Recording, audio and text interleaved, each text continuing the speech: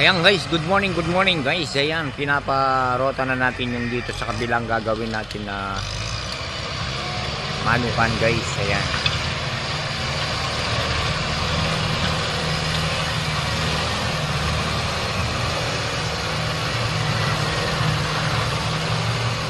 Magsisimula na kasi tayo sa ano guys, kasi hindi na